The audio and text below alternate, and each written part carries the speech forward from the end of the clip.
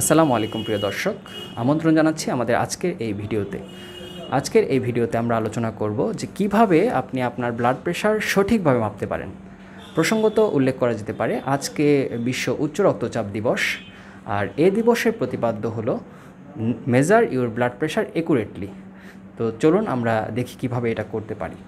তো আমাদের সঙ্গে আমাদের একজন অতিথি আছেন। আপনার নাম? খালিদ হাসান। আচ্ছা, খালিদ হাসান আমাদের সঙ্গে আছেন। আমরা তার ব্লাড প্রেশার কীভাবে মাপতে হবে সেই বিষয়টি আজকে আমরা দেখাবো। প্রথমেই খেয়াল করুন দর্শক, এই যে এটার নাম হলো স্টেথোস্কোপ, আর এই যে একটি স্পিগমোম্যানোমিটার এবং এই যে কার্ভ অংশটা রয়েছে, আমরা রোগীর ডান হাত কিংবা বাম হাত দুটোতেই মাপতে পারি আসলে। তো আমরা যেটা করব সেটা হলো সাধারণত আমরা নন ডমিন্যান্ট হ্যান্ড, অর্থাৎ যেই হাতটা কম ব্যবহার করা হয় সেই হাতে মাপাটাই প্রেফার করি। তো সেই হাতে আমরা মাপব। তো এই ক্ষেত্রে আমাদের হাতাটা একটু গুটিয়ে নিতে হবে। আর রোগীকে অবশ্যই আমাদের যেটা করতে হবে সেটা হলো যে কিছুক্ষণ বিশ্রামের পর মাপতে হবে। রোগী আসার সঙ্গে সঙ্গে সেই প্রেশারটিকে আমরা মাপলে অনেক সময় একুরেট প্রেশার নাও পেতে পারি।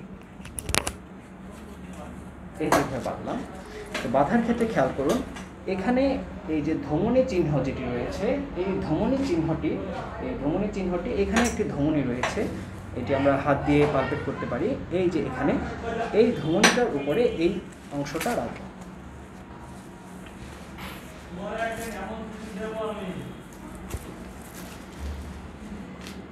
আচ্ছা, এরপরে এই যে অংশটি রয়েছে এই অংশটা এখানে এভাবে লাগিয়ে দিতে পারি। তারপর এখানে আমরা দেখতে পাচ্ছি যে এইখানে তার একটি ধমনী রয়েছে, এই ধমনীকে আপনি পালপেট করবেন, অর্থাৎ একটু অনুভব করে এটা ঘুরিয়ে প্রেশারটা তুলতে থাকবো আমরা। যেই অবস্থানে এই ধমনীতে আর কোনো অনুভূতি পাওয়া যাবে না, সেই অবস্থানের থেকে আরও 20 বা 30 আমরা তুলব। এরপর এই স্টেথোস্কোপের মধ্যে এই অংশটাতে শব্দ করে দেখে নিতে হবে যে শব্দ হচ্ছে কিনা। তারপর এটা এখানে রেখে দেব,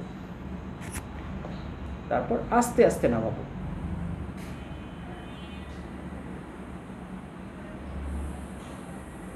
এই নামানো অবস্থায় একটি অবস্থানে দেখবেন শব্দ শুরু হবে এবং একটি অবস্থানে গিয়ে শব্দ শেষ হবে।